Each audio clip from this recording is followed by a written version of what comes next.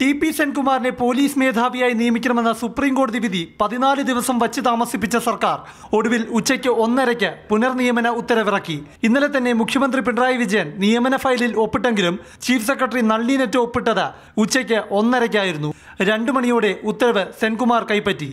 4:30 തന്നെ ചുമതലയേൽക്കുമെന്ന് അറിയിപ്പ് വന്നതോടെ പുതിയ പോലീസ് മേധാവിയെ സ്വീകരിക്കുവാനുള്ള ഒരുക്കം പോലീസ് ആസ്ഥാനത്ത് തകൃതിയിൽ പൂർത്തിയാക്കി. IMG ഡയറക്ടർ സ്ഥാനമൊഴിഞ്ഞ് കൃത്യം 4:30 തന്നെ ടി.പി. സെൻകുമാർ പോലീസ് ആസ്ഥാനത്തെത്തി. 1 വർഷം തികയും മുൻപ് തിരിച്ചെത്തിയ സെൻകുമാറിനെ സ്വീകരിച്ച് സ്കോർപിയോൺ കമാൻഡോസിന്റെ ഗാർഡ് ഓഫ് ഓണർ. അഭിവാദ്യം സ്വീകരിച്ച ശേഷം പോലീസ് മേധാവിയുടെ മുറിയിലെത്തിയ ടി.പി. സെൻകുമാറിനെ DGP ലോക്നാഥ് ബെഹ്റ പൂച്ചെണ്ട് നൽകി സ്വീകരിച്ചു. പിന്നെ ഔദ്യോഗികമായി ചുമതലയേറ്റെടുത്തു. പുനർനിയമനമായതിനാൽ ധീരസ്മൃതിഭൂമിയിൽ പുഷ്പചക്രവും ബാറ്റൺ കൈമാറലും ഉണ്ടായില്ല. സ്ഥാനത്ത് നിന്ന് പുറത്താക്കിയ സർക്കാർ തന്നെ തിരികെ ഏൽപ്പിച്ച ചുമതലയേൽക്കാൻ സെൻകുമാർ എത്തുന്ന കൗതുകം പോലീസ് ആസ്ഥാനത്തുണ്ടായിരുന്നു.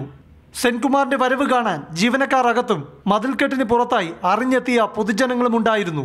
സർക്കാരുമായി ഏറ്റുമുട്ടലിനില്ലെന്ന് ചുമതലയേറ്റ ശേഷം പ്രഖ്യാപിച്ച ടി.പി. സെൻകുമാർ ജൂൺ 30 വിരമിക്കും. മാതൃഭൂമി ന്യൂസ്, തിരുവനന്തപുരം.